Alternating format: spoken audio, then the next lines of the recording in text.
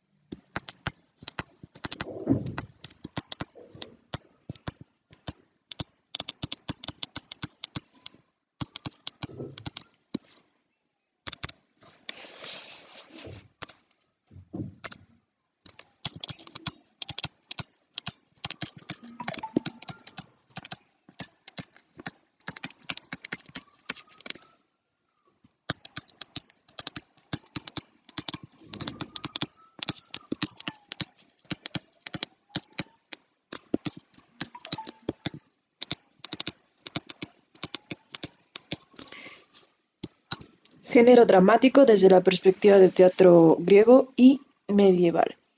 Lo que estaremos abordando prácticamente en esta parte. Recordemos la clasificación que hizo Aristóteles de los tipos de género, lírico, dramático, etcétera. Entonces, esta es la continuación de ello, de lo que vemos en literatura uno. Entonces, prácticamente estamos viendo los géneros, los diferentes géneros literarios que hay, basados lógicamente en la clasificación hecha por Aristóteles. Eh, Empezamos entonces, este es el nombre de nuestra unidad y el nombre de nuestro tema a abordar el día de hoy es género dramático.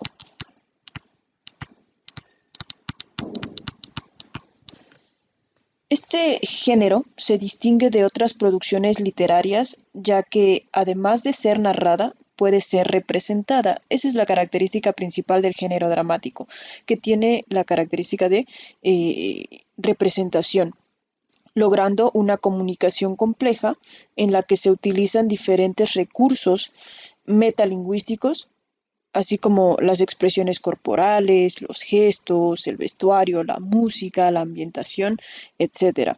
¿Vale? Nosotros sabemos que eran los recursos metalingüísticos porque lo estuvimos abordando en el parcial pasado.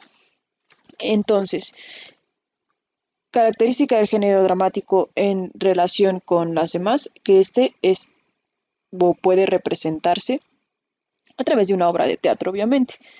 Hay muchísimos enfoques o formas en las que se representa el género dramático. Nosotros abordaremos dos modelos principales. Tenemos lo que es el modelo clásico.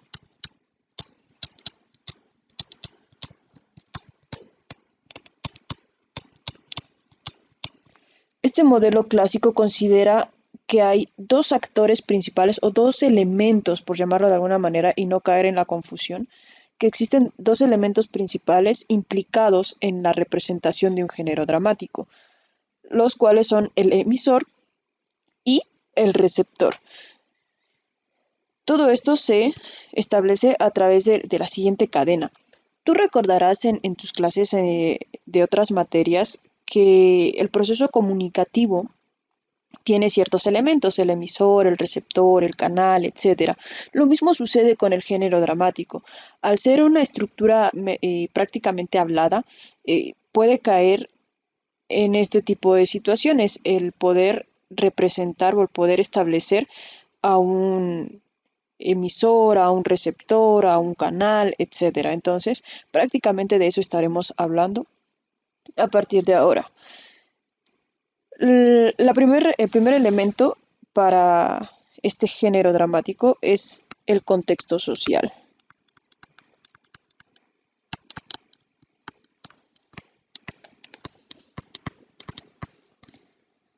¿Vale?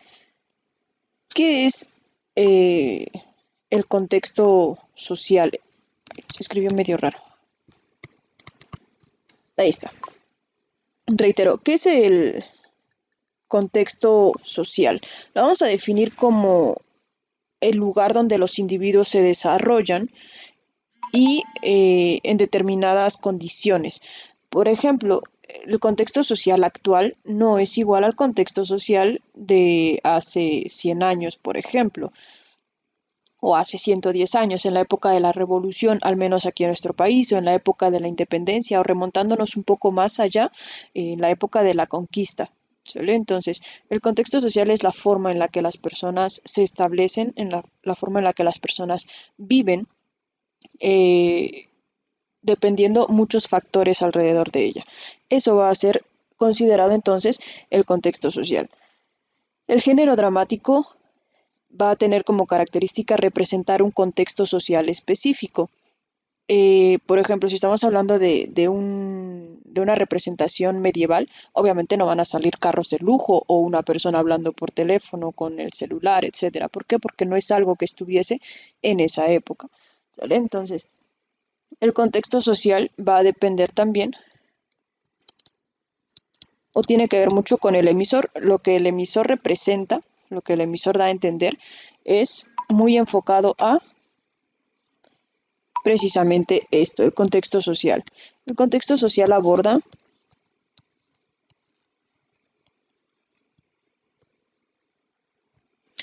elementos específicos del mensaje. Sabemos que el mensaje lo vamos a definir como lo que se transmite o lo que se quiere transmitir. ¿Hacia quién? Hacia el receptor.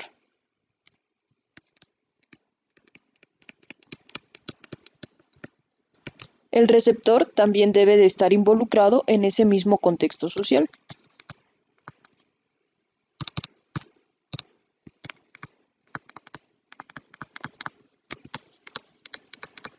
Por ejemplo, imagina que vamos a ver una obra de teatro en relación a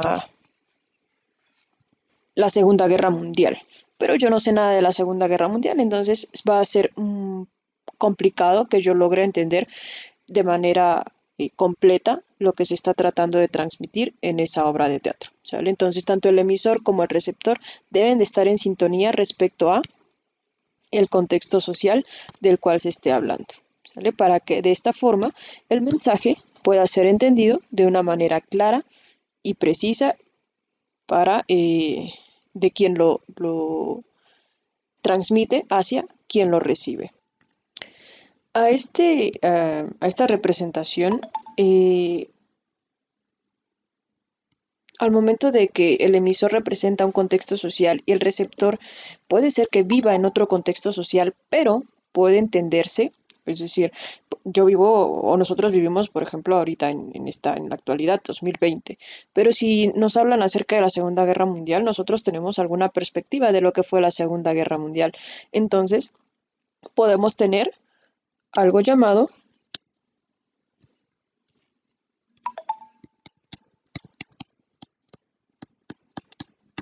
interacción social.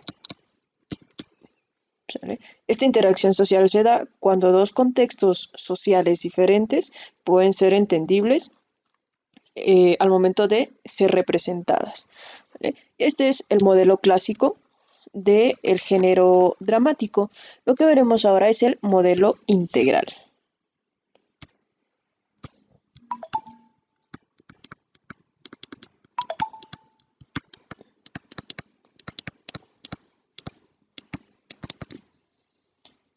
El modelo integral implica que todos juegan un papel importante, no solamente el receptor y el emisor. En este caso, habíamos visto que los dos elementos más importantes eran ellos, el emisor y el receptor. No obstante, el modelo integral menciona que dependiendo la etapa o desarrollo del género de la obra, eh, cada quien va a convertirse en receptor o en emisor, dependiendo en qué etapa se encuentren. Te lo explico de mejor manera. Para elaborar una obra se requiere que un autor escriba la obra, se requiere que un director la ponga en marcha. Esto lo vamos a estar viendo como más detallado un poco después. De manera general, te mencionaré qué es lo que hace cada uno. Eh, Necesitamos actores que representen dicha obra y necesitamos a un público o espectador para que la visualice.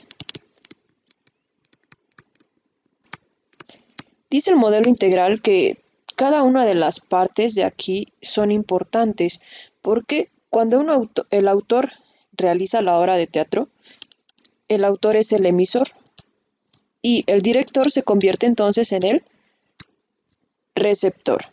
Pero cuando el director empieza a decirle a sus actores qué es lo que quieren que haga, los papeles cambian. Ahora el director se convierte en emisor y los actores se convierten en receptores. De la misma manera, cuando los actores empiezan a representar lo que les haya dicho el director, cambian los papeles nuevamente y el actor se convierte en emisor y el público se convierte en receptor. ¿Vale? Entonces menciona el modelo integral que todos y cada uno de los elementos que participan en, en esta obra son importantes. Sin uno, o si falta, por ejemplo, el director, el autor no puede pasar la información de manera directa hasta los actores, porque se necesita alguien que interprete, que dirija y que haga las funciones específicas del director. ¿Sale? A esto se refiere entonces el modelo integral. Todos son importantes al momento de establecer esta obra. Bien, de las principales, cambiando un poquitito de tema, de los elementos principales, tenemos lo que fue el teatro griego.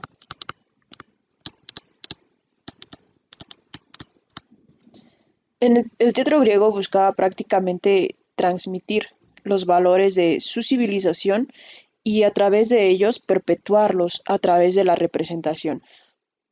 Su cultura, su forma de vivir, las diferentes características que tenía el pueblo griego, lo trataban de representar a través de estas obras de teatro para que siguieran perdurando y persistiendo a lo largo del tiempo. La mayoría de las situaciones del teatro griego son basadas en mitos, es decir, de historias, de hazañas, de grandes héroes o dioses, exaltando cada una de sus virtudes. Nosotros ya vimos igual, eh, parecer repetitivo, pero nosotros ya habíamos visto lo relacionado a lo que era el mito. Entonces, pues nada, la definición que te acabo de dar es muy general, con base en lo que tú ya debes de saber acerca de lo que es el mito. La característica del teatro griego entonces es esa, representaban cuestiones míticas. Sí, buscaban transmitir su cultura, pero también buscaban enraizar las cuestiones religiosas. El teatro griego se enfoca entonces en la cuestión mítico-religiosa.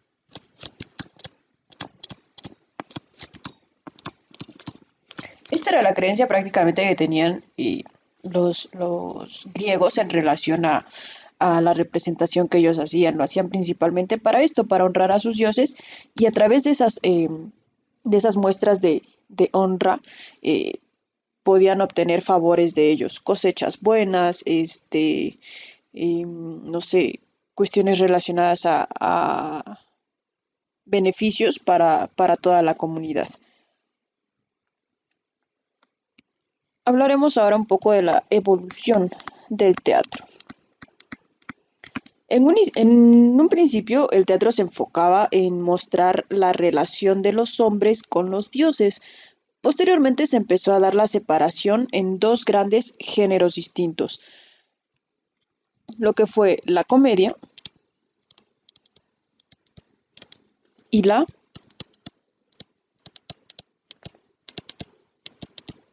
tragedia. Estas, estas separaciones en las que se dio el teatro se representaban a través de lo que es la comedia, a través de esta máscara y la tragedia. Em, las primeras obras teatrales surgieron aproximadamente 500 años antes de Cristo en las fiestas que conmemoraban a Dionisio, es decir, la gente hacía representaciones, etcétera. Y Dionisio era considerado dios del vino. Muy buena festividad, supongo. Dios del vino. De ahí tenemos a Arión, quien introduce carros acompañados de un solista, es decir, es una persona que va como de pueblo en pueblo a través de esto, de su carreta, y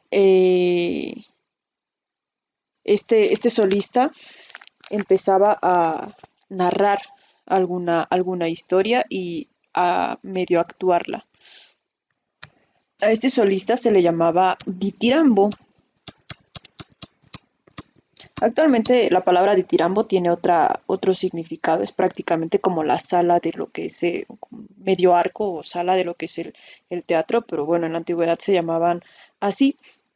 Después de que se pasa esto de lo de los solistas y los carros acompañados por ellos, el solista deja de narrar la historia y se convierte en el protagonista.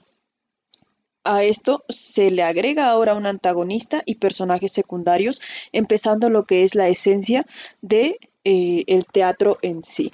¿Vale? Entonces, en primer lugar, primero era una persona, luego esta persona deja de ser solamente narrador para convertirse en actor y protagonista, obviamente. Después, al protagonista se le agrega su contraparte, que es el antagonista, es decir, la persona que está en contra de la mala, usualmente tenemos esa idea, y agregándole después los personajes secundarios. En la época griega, quien corría con los gastos de la producción era la autoridad llamada arconte. Actualmente sabemos que si alguien quiere hacer una obra de teatro, ella debe de correr con todos los gastos.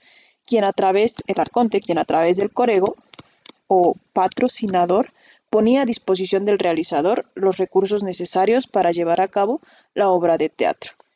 En la época griega no se permitía a las mujeres actuar, por lo tanto, los hombres realizaban papeles masculinos y femeninos.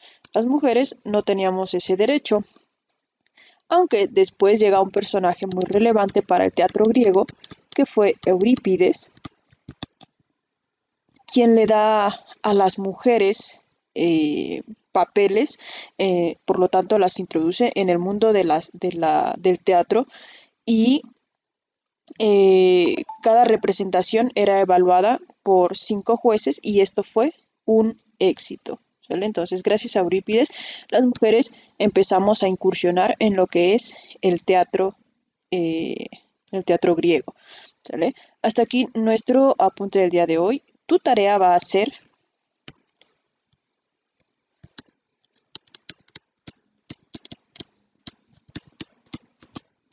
ilustrar cómo eran los edificios teatrales en la antigua Grecia.